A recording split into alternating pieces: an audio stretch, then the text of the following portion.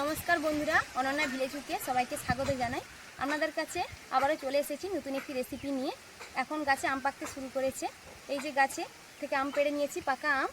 আর এই যে বাড়ির দেশি গরুর দুধ, এই দেশি গরুর দুধ আর এই আম দিয়ে, পাকা আম দিয়ে আমাদেরকে জামাই ষষ্ঠীর স্পেশাল রেসিপি আম দই বানিয়ে দেখাবো।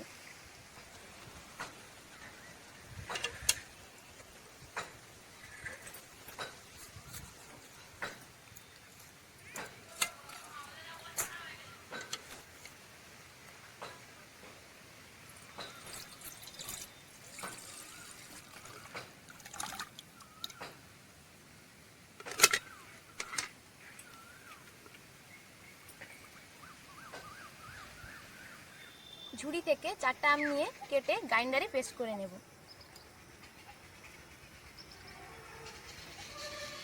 এই 4টা আম আমি কেটে নেব।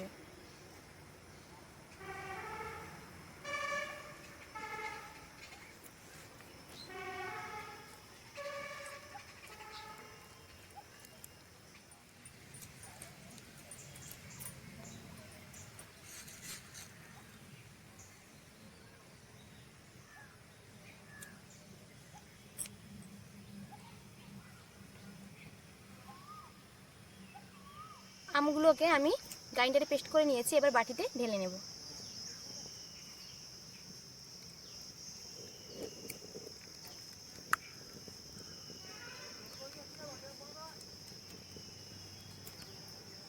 উনুন জ্বালিয়ে আমি কড়া বসিয়ে নিয়েছি। এবারে 1 কিলো দুধ নিয়েছি। এই 1 কিলো দুধকে মেরে 700 গ্রামে নিয়ে আসবো।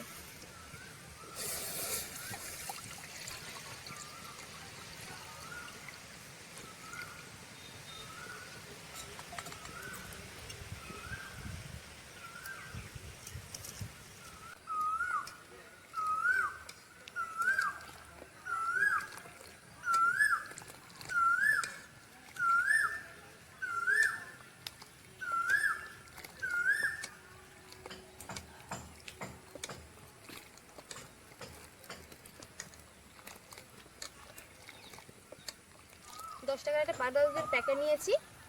কিছুটা দুধ তুলে নেব, পাউডার দুধ মিশিয়ে নেব।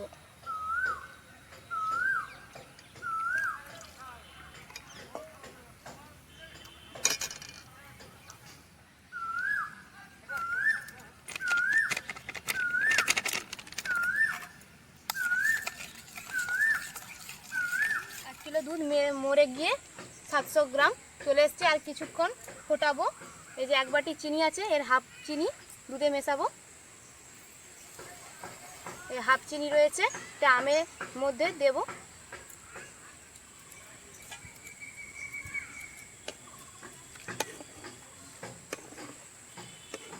পাউডার দুধ মেশানো দুধটি এবার ফুটানো দুধে মিশিয়ে নেব।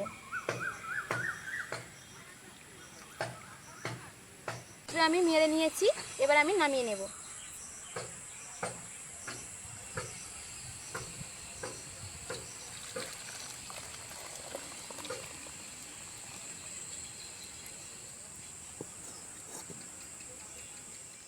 আগে থেকেই কড়াতে জল দিয়ে রেখেছি, এবার চিনি দিয়ে মিশিয়ে নেব।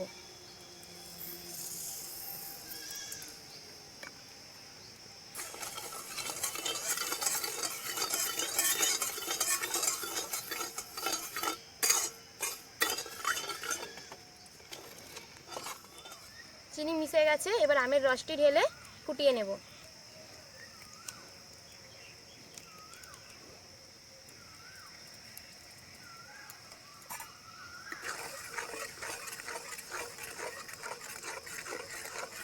আমের রসটা আমার ফোটানো হয়ে গেছে, এবার আমি নামিয়ে নেব।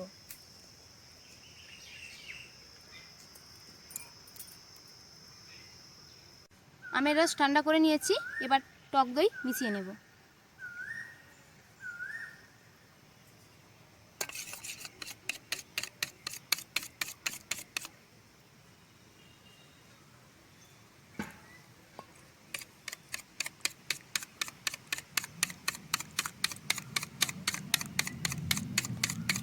আমের রসের সঙ্গে টক দই মিশিয়ে নিয়েছি।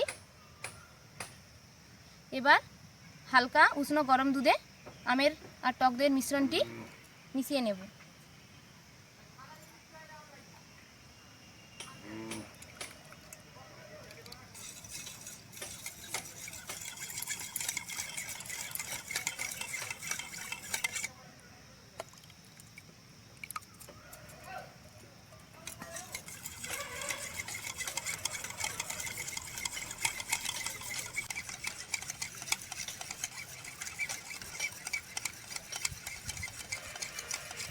কিছুক্ষণ ভালো করে মিশিয়ে নিয়েছি।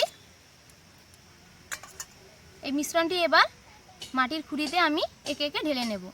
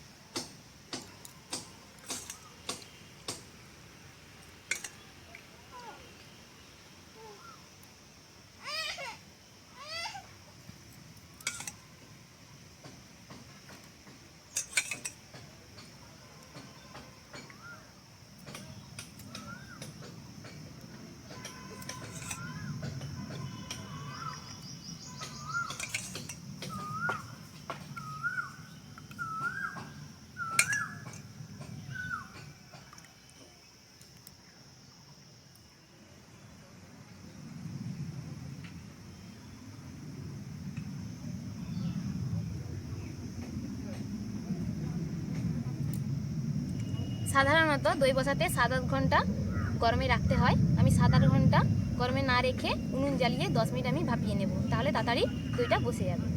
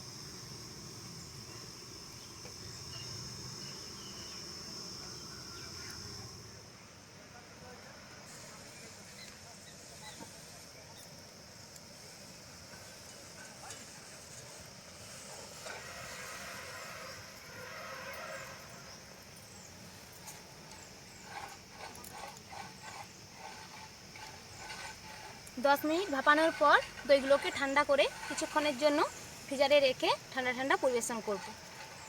কিছুক্ষণ ফ্রিজারে রাখার পর দইটা আমার কেমন বসেছে আমি খুলে দেখব।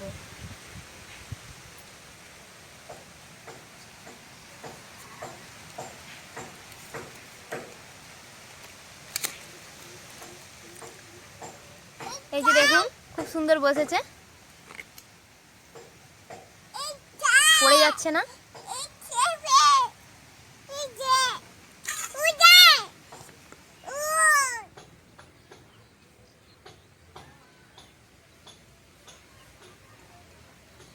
সুন্দরভাবে সাজিয়ে নিয়েছি। কেমন হয়েছে দইটা আমি এবার খেয়ে দেখব।